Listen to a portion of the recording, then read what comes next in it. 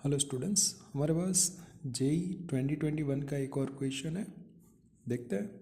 5 moles of an ideal gas at 293 kelvins are expanded isothermally from an initial pressure of 2.1 megapascal to 1.3 megapascal against constant external pressure 4.3 megapascal। ठीक है, तो पूछा है the heat transferred in this process is blank और kilojoule. देखो, सबसे पहले ध्यान रखो एक्सपांड हो रहा है आइसोथर्मली। तो अकॉर्डिंग टू FLTD हम लोग क्या लिख सकते हैं, delta E is equal to Q plus W. इसमें डेल्टा ई तो आपका क्या हो जाएगा, ज़ीरो, तो आपके पास बचेगा Q is equal to minus W.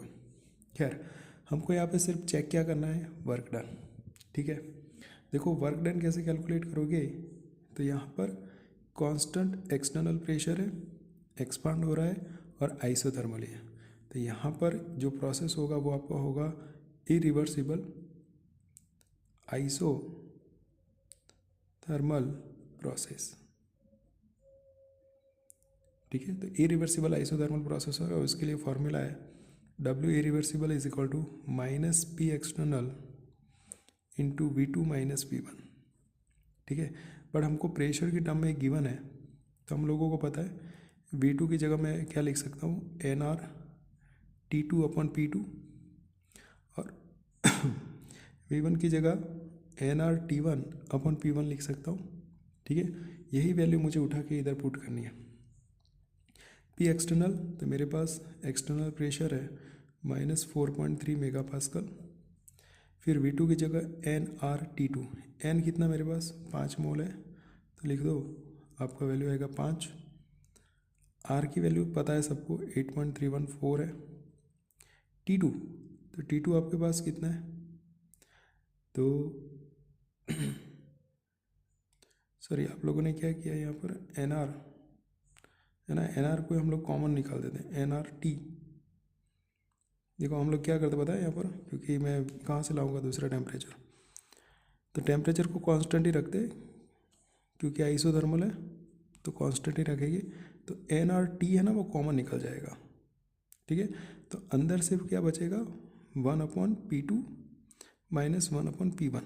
मेरी थोड़ी मिस्टेक हो गई, मैंने NRT2 बोल दिया, बट T तो क्या है, आइसोथर्मल है, तो क्या हो जाएगा, कांस्टेंट हो जाएगा। तो यहाँ पर T की वैल्यू होती है 293। ठीक है, तो चलो -4.3 अगेन एक बार और कैलकुलेट कर लेते हैं। 5 इंटू 8.314 इंटू 293 है। ठीक है, और प्रेशर देखो तो 2.1 से कितना जा रहा है, 1.3। ठीक है, तो 2.1 इधर, ये इधर माइनस करोगे तो आपका आंसर आएगा 0.8 के आसपास, और नीचे होगा 1.3 इंटू 2.1, क्योंकि आपको प्रेशर गिवन है। ठीक है, जब आप ये पूरी कैलकुलेशन करोगे, ठीक है, मल्टीप्लिकेशन करके, तो आपका आंसर आएगा -15347.3 जूल। ये आपका हो गया W इरिवर्सिबल, जो कि नियर एट हम लोग कितना ले सकते हैं, -15 है ना, और 3 पॉइंट काट के बोल रहा हो तो किलो जूल। देखो आपको क्या पूछा था, कितनी हीट ट्रांसफर हो रही है इस प्रोसेस में, तो Q का वैल्यू W जो कि नेगेटिव है, तो Q आपका क्या हो जाएगा, पॉजिटिव प्लस 15 किलो जूल। ठीक है, तो सिर्फ यहाँ पे एक थोड़ा बंडल हो गया था, ध्यान रखना। आइसोथर्मल पूछा है, मैं थोड़ा भावनाओं में बह गया। ठीक है, V2 तो क्या लिखा था, NRT2/P2, बट एक्चुअल में टेम्परेचर कैसा है आपका, कांस्टेंट है। ठीक है, तो T आपको अलग से लिखना है।